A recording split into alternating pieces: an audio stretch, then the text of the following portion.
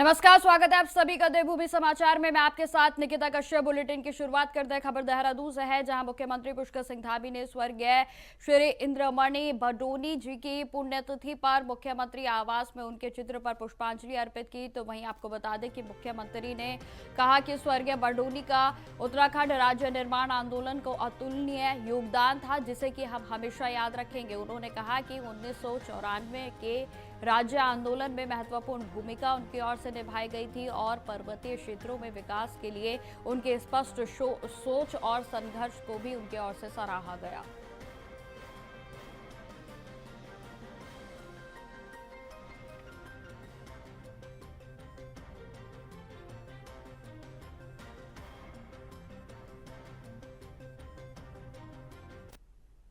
देहरादून में उत्तराखंड की राजनीति एक बार फिर से गर्मा गई है। जी हां, आपको बता दें कि पूर्व मुख्यमंत्री हरीश रावत ने बीजेपी पर एआई तकनीक के दुरुपयोग का आरोप लगाते हुए उनका फर्जी वीडियो वायरल करने की बात कही है और इसी को लेकर उन्होंने नेहरू कॉलोनी क्षेत्र में थाने में एफआईआर को दर्ज कराया। आपको बता दें कि हरीश रावत का साफ तौर पर कहना है कि यह सब उत्तराखंड की राजनीति, सौहार्द और सामाजिक माहौल को बिगाड़ने की साजिश है। उन्होंने आरोप लगाया है कि बीजेपी पहले भी जुम्मे की नमाज की छुट्टी और मुस्लिम यूनिवर्सिटीज जैसे मुद्दों पर झूठ फैला चुकी है। हरीश रावत का कहना है कि इस बार उन्हें देशद्रोही और पाकिस्तान का जासूस बताने तक की कोशिश की गई है, जो कि बेहद ही गंभीर मामला है। उन्होंने बीजेपी को चुनौती देते हुए कहा कि यदि उनके आरोप सही हैं तो प्रमाण सार्वजनिक किए जाएं, अन्यथा यह लोकतंत्र के लिए बेहद ही खतरनाक है। तो वहीं आपको बता दें कि रावत ने चेतावनी दी है कि इस मामले में ठोस कार्रवाई नहीं हुई तो वे एसएसपी, डीएम, चुनाव आयोग से लेकर न्यायालय तक जाएंगे और जरूरत पड़ी तो न्याय यात्रा भी शुरू करेंगे।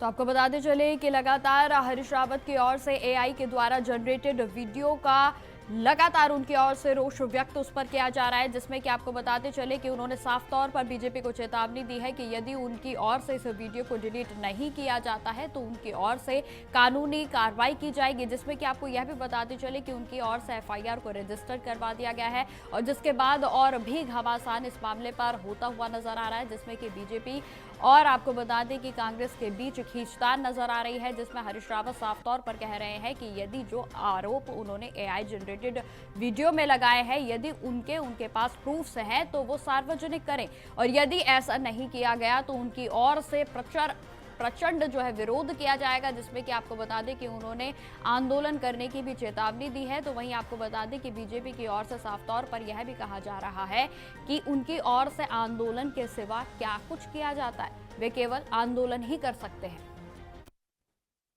भाजपा की राजनीति झूठ, फरेब, प्रपंच और विभिन्न देश के कानूनों को अपने हित में तोड़ मरोड़ करके लाने की राजनीति है। ये सब जानते हैं इस बात और हम उस प्रपंच का, उस झूठ का 2017 में भी शिकार हुए हैं। कांग्रेस उत्तराखंड में जब इन्होंने एक झूठ जो जिस झूठ की जिस कदम को उठाने की इजाजत देश का संविधान नहीं देता है कि किसी धर्म की प्रार्थना को, चाहे वो श्री हनुमान चालीसा हो, चाहे श्रीमद् भगवत गीता हो, चाहे बाइबिल हो, चाहे गुरुवाणी हो, चाहे नमाज हो, उसको अदा करने की छुट्टी नहीं दी, उसके लिए किसी को छुट्टी नहीं दी जा सकती। अब खबर हरिद्वार से है, जहां युवा कल्याण एवं प्रांतीय रक्षक दल विभाग के द्वारा आयोजित मुख्यमंत्री चैंपियनशिप ट्रॉफी 2025-26 के अंतर्गत न्याय पंचायत स्तरीय प्रतियोगिता का शुभारंभ किया गया। आपको बता दें कि बहादुराबाद विकासखंड की न्याय पंचायत सुलेमपुर महमदूद में आयोजित कार्यक्रम में उद्घाटन प्रदेश की खेल मंत्री रेखा आर्य ने किया, जहां आपको बता दें कि इस अवसर पर बड़ी संख्या में स्थानीय खिलाड़ी, जनप्रतिनिधिगण और ग्रामीण लोग मौजूद रहे। जहां बता दें कि कार्यक्रम में मुख्य अतिथि खेल मंत्री रेखा आर्य ने इस पर जानकारी दी है कि खेल महाकुंभ को नए स्वरूप से शुरू किया गया है, जहां ये प्रतियोगिता न्याय पंचायत स्तर से शुरू होकर ब्लॉक स्तर पर विधायक चैंपियनशिप, फिर सांसद चैंपियनशिप और अंत में राज्य स्तर पर मुख्यमंत्री चैंपियनशिप ट्रॉफी के रूप में आयोजित की जाएगी। उन्होंने यह भी कहा कि इस क्रमबद्ध व्यवस्था से जनप्रतिनिधियों का सीधा संवाद खिलाड़ियों से होगा और जनवरी के अंत तक राज्य स्तरीय प्रतियोगिता आयोजित की जाएगी। साथ ही हर स्तर पर खिलाड़ियों के लिए अलग अलग धनराशि भी निर्धारित की गई है। देखिए, हम लोगों ने खेल महाकुंभ को एक नए क्लेवर में और एक नए आवरण में इसकी शुरुआत जो है आज सलेमपुर न्याय पंचायत से हमने कर दी है। निश्चित रूप से इसकी शुरुआत जो है वो भी आज न्याय पंचायत सलेमपुर से हो रही है। ये कल को एक स्तर ब्लॉक स्तर पे विधायक चैंपियनशिप के रूप में जानी जाएगी, एक उससे और उच्च स्तर पर सांसद चैंपियनशिप के रूप में जाएगी और फाइनली राज्य स्तर पर जब ये पहुंचेगी तो मुख्यमंत्री चैंपियनशिप ट्रॉफी के रूप में जानी जाएगी। तो क्रमवार तरीके से मैं समझती हूँ कि हर जनप्रतिनिधियों को उनके जनपद के अथवा न्याय पंचायत के खिलाड़ियों से सीधा संवाद और सीधा जुड़ाव और उनको प्रोत्साहन मिले, इसके लिए ये पूरे कार्यक्रम की रूपरेखा और रचना की गई है। मैं समझती हूँ इस प्रकार के अवसरों से निश्चित रूप से न्याय पंचायत के हमारे बच्चे जो है वो मुख्यमंत्री चैंपियनशिप ट्रॉफी के हकदार बनेंगे। मेरी ओर से बहुत शुभकामनाएं हैं। आज इस शुभारंभ के अवसर पर हमारे बीच में हमारे यहाँ के सम्मानित विधायक आदेश चौहान जी भी हैं, जिनके साथ में जो है आज इसका शुभारंभ हो रहा है।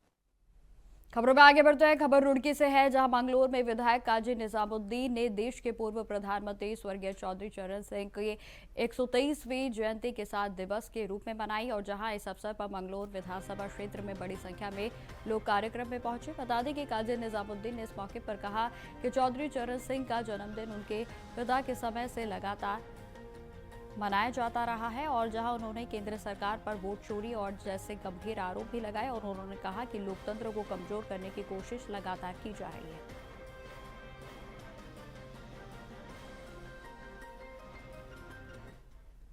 सन 1988 से लगातार मेरे पिताजी के नेतृत्व में और फिर अब हम सब लोग मिलकर यहाँ चौधरी चरण सिंह जी की जयंती मनाते हैं और हम सब लोग उनकी विचारधारा पर चर्चा करते हैं और उस विचारधारा को हम लोग मानने की कोशिश करते हैं।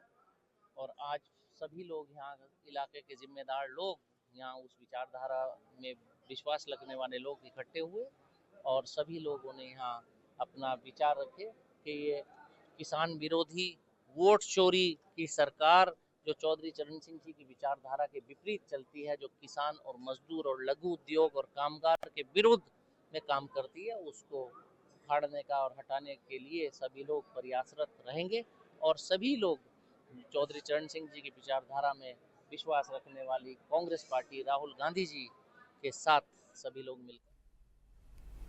उत्तराखंड कांग्रेस में प्रवक्ताओं की तलाश को लेकर अब टैलेंट हंट अभियान चलाया जा रहा है। जी हां, आपको बता दें कि इस अभियान के प्रभारी और राष्ट्रीय प्रवक्ता आलोक शर्मा लगातार बैठकों और इंटरव्यू के माध्यम से संभावित प्रवक्ताओं का चयन कर रहे हैं, लेकिन अब तक किसी भी प्रवक्ता की आधिकारिक घोषणा नहीं हो सकी है और इसे लेकर प्रदेश की राजनीति में चर्चाएं तेज हो गई हैं और इस मुद्दे पर बीजेपी ने कांग्रेस पर तीखा हमला बोला है। आपको बता दें कि बीजेपी के वरिष्ठ प्रवक्ता मथुरा जोशी ने इस पर कहा कि कांग्रेस की हालत बेहद ही बेकार है और जहां जो पार्टी वर्ष 2017 से अब तक अपनी कार्यकारिणी तक नहीं गठित कर पाई है, वह टैलेंट हंट कैसे करेगी।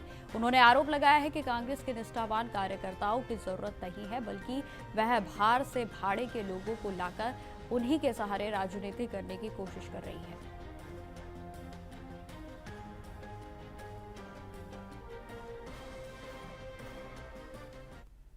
क्या टैलेंट हंट की बात करेंगे, क्या टैलेंट हंट ढूंढेंगे, क्या प्रवक्ता ढूंढेंगे, क्या पदाधिकारी ढूंढेंगे। आप देख रहे हैं 2017 से कार्यकारिणी नहीं बन पाए। प्रीतम सिंह जी लास्ट में 2021 में बना के गए थे। उसके बाद 3 अध्यक्ष बदल गए, कार्यकारिणी नहीं आई है। अब कब कार्यकारिणी आएगी, कब क्या आएगी पता नहीं है। अब वो क्या टैलेंट ढूंढेंगे, वही प्रवक्ता चल रहे हैं जो पहले थे। उत्तराखंड के लिए साल 2025 के कई मायनों में अहम भी साबित हुआ, जहां आपको बता दें कि एक और मुख्यमंत्री पुष्कर सिंह धामी के नेतृत्व में राज्य विकास ने और नीतिगत फैसलों के साथ साथ जन कल्याणकारी योजनाओं के जरिए नई उपलब्धियां हासिल की, तो वहीं दूसरी ओर राजनीतिक चर्चाएं भी पूरे साल सुर्खियों में बनी रही। समान नागरिक संहिता, नकल विरोधी कानून, सख्त भू कानून, धर्मांतरण, लैंड जिहाद के खिलाफ कार्रवाई जैसे फैसलों ने सरकार को एक स्पष्ट और मजबूत पहचान दी है और इसके साथ ही इंफ्रास्ट्रक्चर, रोजगार सृजन, निवेश और पर्यटन को लेकर लिए गए फैसले जो भी राज्य में विकास की यात्रा को और भी नई प्रगति उनसे मिली। हालांकि आपको बता दें कि विकास के साथ साथ मुख्यमंत्री पुष्कर सिंह धामी ने बदलने की अफवाहों को भी लगातार सियासी माहौल इस पर गर्माता रहा और बीते 4 वर्षों में करीब 20 से अधिक बार इस तरह की चर्चाएं सामने आई, लेकिन हर बार वे भ्रामक साबित हुई। तो आपको बता दें कि ये जो साल रहा बेहद ही चर्चाओं वाला रहा और जिसमें कई मुद्दों पर चर्चाएं चलती रही। बार बार मुख्यमंत्री बदलने की खबरें समाचारों में आती हैं और लगातार ये खबरें फैलाने का काम भी भारतीय जनता पार्टी के ही लोग कर रहे हैं। इससे साफ बात है कि मुख्यमंत्री भाजपा नेताओं को ही खटक रहे हैं। जो पूर्व मुख्यमंत्रियों की और वर्तमान मुख्यमंत्री की लड़ाई है, ये उसी का नतीजा है और विधायक जो है खेमों में बटे हुए हैं। तो भाजपा को अपने गिरेबान में झांकना चाहिए और इस प्रकार की अफवाहें बार बार उड़ती हैं, उससे प्रदेश में अस्थिरता का माहौल बनता है, विकास प्रभावित होता है। लेकिन भाजपा प्रचंड बहुमत के नशे में है, सत्ता का अहंकार है। भाजपा को प्रदेश के विकास से, जनता से कोई लेना देना नहीं है। आपसी गुटबाजी पे भाजपा नियंत्रण नहीं कर पा रही है। अपने जो है पूर्व मुख्यमंत्रियों और वर्तमान मुख्यमंत्री के बीच सामंजस्य नहीं बिठा पा रही है। इसी कारण बार बार मुख्यमंत्री बदलने की अफवाहें जो है आकार लेती हैं और ये गंभीर मामला है। प्रदेश अगर अस्थिरता के जो है रास्ते पे आगे बढ़ेगा तो कैसे जो है भाजपा अपने वादे पूरे करे। खबरें लगातार जारी रहेंगी, फिलहाल रुकते छोटे से ब्रेक के लिए। तो ब्रेक के बाद एक बार फिर से स्वागत है आप सभी का। बढ़ते हैं खबरों की ओर। नई दिल्ली में प्रदेश कांग्रेस की कमेटी उत्तराखंड के अध्यक्ष गणेश गोदियाल ने अंकिता भंडारी हत्याकांड को लेकर उत्तराखंड सरकार पर गंभीर आरोप लगाते हुए सीबीआई जांच की मांग की है। आपको बताते चले कि ऑल इंडिया कांग्रेस कमेटी के कार्यालय में आयोजित प्रेस वार्ता में उन्होंने कहा कि यह मामला केवल उत्तराखंड तक ही सीमित नहीं है, बल्कि पूरे देश में महिला सुरक्षा से जुड़ा हुआ एक गंभीर विषय है। और इस मौके पर आईसीसी के जो सेक्रेटरी हैं उनके साथ साथ उत्तराखंड के सह प्रभारी सुरेंद्र शर्मा और मनोज यादव भी मौजूद रहे। उन्होंने इस दौरान क्या कुछ कहा, आप सुनिए। पूरे देश ने सुना और बड़ा लोक लुभावना नारा था, बेटी बचाओ बेटी पढ़ाओ। बड़े अलग अलग टोन में इस नारे को भारतीय जनता पार्टी के नेता कहते सुने गए और निश्चित रूप में इस नारे ने हमारे युवा वर्ग में गहरी छाप भी छोड़ी। लेकिन बेटी पढ़ाओ बेटी बचाओ, बेटी पढ़ाओ बेटी बचाओ कहते कहते एक दिन हमारे आदरणीय प्रधानमंत्री जी के मुंह से बेटी बचाओ और बेटी पढ़ाओ की जगह कुछ और शब्द भी निकल गया। मुझे यकीन है कि वो शब्द जुबान फिसलने से निकला होगा, लेकिन भारतीय जनता पार्टी की सरकारों के कुकृत्य इस प्रकार से उजागर हो रहे हैं कि गलती से ही सही उनकी जुबान से जो शब्द निकला, क्या भारतीय जनता पार्टी की वास्तविक मंशा वही थी? और मैं अपनी बात आगे कहूं उससे पहले मैं चाहूँगा कि हमारे जो इस यहाँ पर असिस्ट करते हैं वो एक वीडियो मैंने उपलब्ध करा रखा है जिसने आजकल उत्तराखंड में धूम मचा रखी है पिछले एक दिन से। जरा वो वीडियो स्क्रीन पर आप सब लोग को दिखाने का कष्ट करेंगे। उत्तराखंड में जंगली जानवरों के हमले लगातार बढ़ते जा रहे हैं, जिससे लोगों में चिंता का माहौल भी बना हुआ है। तो वहीं मुख्यमंत्री पुष्कर सिंह धामी ने इस समस्या को गंभीरता से लेते हुए राज्य सरकार ने इस मामले में विस्तार से योजना बनाने के निर्देश दिए हैं। बताते चलें कि गुलदार बाघ और भालू के हमले मुख्य रूप से चिंता का कारण बने हुए हैं, जहां 2000 से अब तक जंगली जानवरों में हमलों में अगर बात की जाए तो 1264 लोगों की मौत हो चुकी है, जबकि 6519 लोग घायल हो चुके हैं। मुख्यमंत्री मंत्री ने कहा कि इन हमलों का कारण जानवरों की बढ़ती संख्या है और इसके समाधान के लिए नसबंदी, रेस्क्यू सेंटर और तकनीकी उपायों का भी उपयोग किया जा रहा है। मृतकों के परिवारों को 10 लाख रुपए की मुआवजा भी दिया जाएगा।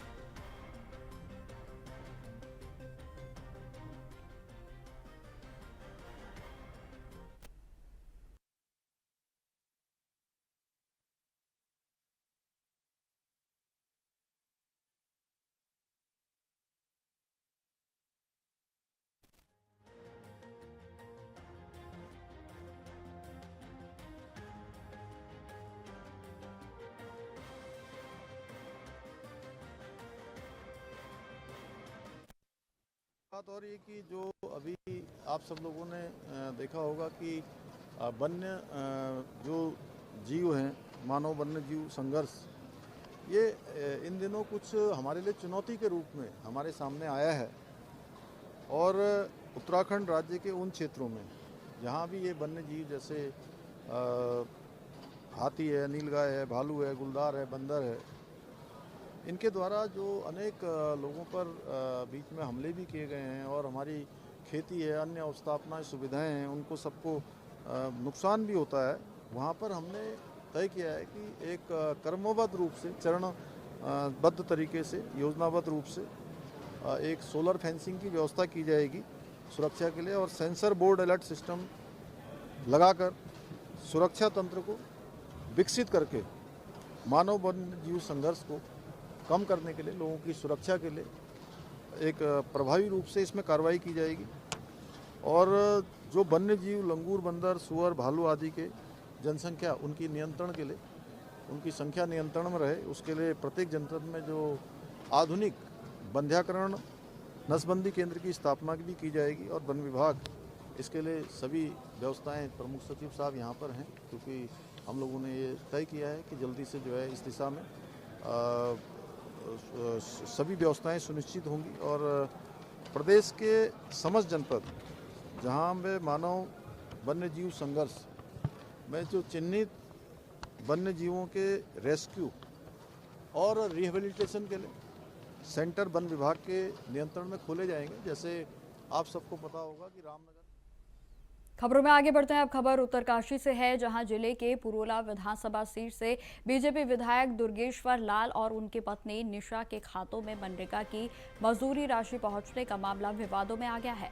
जी हां, आपको बता दें कि यह मामला पूरे प्रदेश में चर्चा का विषय बन गया है और सवाल उठ रहे हैं कि विधायक पद पर रहते हुए यह राशि उनके खाते में आखिर कैसे आई। विधायक ने इस मुद्दे को लेकर डीएम को शिकायती पत्र भी सौंपा है और जिसमें उन्होंने आरोप लगाया है कि उन्हें बदनाम करने के लिए यह खेल रचा गया। जहां सरकार ने मामले की जांच को शुरू कर दिया है, तो वहीं जल्द ही इसकी पूरी जानकारी सार्वजनिक भी की जाएगी। मनरेगा के द्वारा जिस तरीके से कुछ अराजक तत्वों ने मेरे परिवार में मेरी स्वर्गीय माताजी और मेरा खुद का और मेरी पत्नी का जो मनरेगा जॉब कार्ड में फर्जी तरीके से जो मनरेगा वेज लिस्ट होती है, मजदूरी दर, उसमें वो शो कर रहा है, लेकिन हमारे किसी भी अकाउंट में कोई पैसा नहीं आया।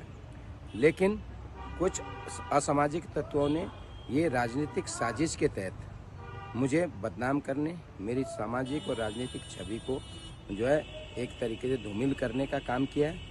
इनके खिलाफ सरकार कार्रवाई कर रही है, उस पर जांच बैठ गई है। और साथ साथ एक चीज़ और कहना चाहूँगा, क्योंकि मेरी माताजी को 8 अक्टूबर 2021 को उनका देहांत हो चुका था और उनका जो अकाउंट है वो भी 2021 के लास्ट में वो डिलीट कर दिया गया सभी बैंकों से, और उनका किसी भी तरीके से उनके जो है कोई किसी के तरीके का कोई लाभ नहीं लिया। अब खबर मसूरी से है, जहां करनी सेना और बजरंग दल के कार्यकर्ताओं ने बांग्लादेश में हिंदू समाज पर हो रहे कथित अत्याचारों के विरोध में जमकर जो है उनके ओर से प्रदर्शन किया गया, जहां प्रदर्शनकारी पिक्चर पैलेस चौक पर एकत्रित हुए और जहां उन्होंने बांग्लादेश का पुतला भी दहन कर आक्रोश जताया। तो वहीं आपको बता दें कि कार्यकर्ताओं ने आरोप लगाया है कि बांग्लादेश में सुनियोजित तरीके से हिंदू समाज को निशाना बनाया जा रहा है और वहां की सरकार व प्रशासन इस पर कोई ठोस कार्रवाई नहीं कर रहे हैं। प्रदर्शन के दौरान कार्यकर्ताओं ने मसूरी में बांग्लादेश में निर्मित सामान बेचने वाली दुकानों पर भी आपत्ति जताई और कुछ दुकानों को बंद करवाया गया। उन्होंने चेतावनी दी है कि यदि भविष्य में भी बांग्लादेशी उत्पादों की बिक्री जारी रहती है तो आंदोलन को और भी तेज किया जाएगा। जब प्रदर्शनकारियों ने शासन और प्रशासन से ऐसे दुकानदारों की पहचान कर सख्त कार्रवाई करने की मांग की और वहीं इस दौरान मौके पर पुलिस बल तैनात रहा, जहां स्थिति शांतिपूर्ण बनी रही।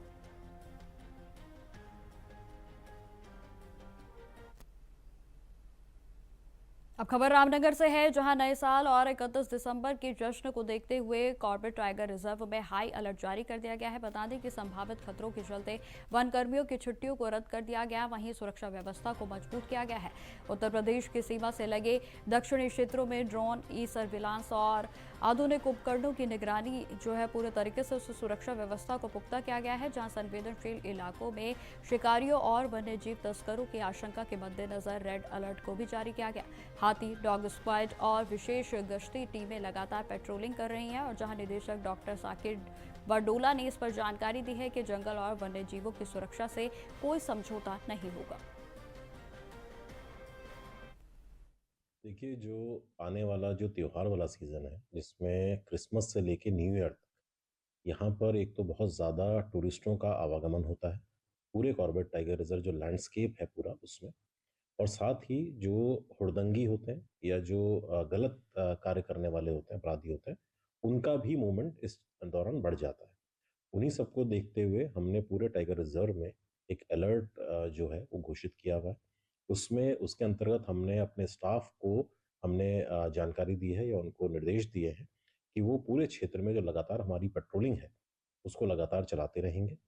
जहाँ पर जो संवेदनशील क्षेत्र हैं उसमें विशेष पेट्रोलिंग और एम्बुश वो भी किए जाएंगे। इस दौरान जो हमारे स्निफर डॉग्स हैं, जो हमारे मेटल डिटेक्टर्स हैं, जो हमारे ड्रोन्स हैं, उनका भी प्रयोग किया जाएगा ताकि जो पूरा क्षेत्र है उसमें कोई भी अनधिकृत प्रवेश ना हो पाए या कोई भी ऐसी अनधिकृत गतिविधि ना हो पाए जो कि हमारे लिए, हमारे जो वन है और वन्य जीव हैं उनके लिए हानिकारक होंगी। क्रिसमस डे और नव वर्ष को देखते हुए आबकारी विभाग ने पूरे प्रदेश में सघन चेकिंग अभियान को शुरू कर दिया है, जहां आबकारी आयुक्त अनुराधा पाल ने इसमें निर्देश जारी कर दिए हैं। तो वहीं विभिन्न स्थानों पर रैपिड चेकिंग भी की जा रही है। बताते चले कि देहरादून सहित अन्य प्रमुख शहरों में आबकारी विभाग की टीमें बार, पब और लॉन्च में औचक निरीक्षण उनकी ओर से किया जा रहा है, जहां निरीक्षण के दौरान लाइसेंस की वैधता, स्टॉक रजिस्टर और बिक्री दर के साथ साथ शराब की गुणवत्ता की भी गहनता के साथ जांच जारी है।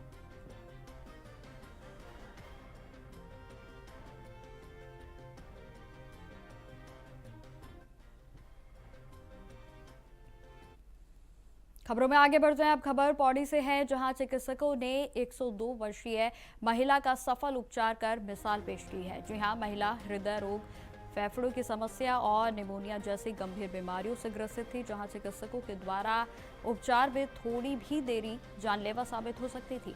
अस्पताल पहुंचने के बाद डॉक्टरों और मेडिकल की टीम के द्वारा तत्परता के साथ इलाज को किया गया, जहां आपको बता दें कि महिला पूरी तरह से फिलहाल स्वस्थ हो गई है और उन्हें डिस्चार्ज भी कर दिया गया है।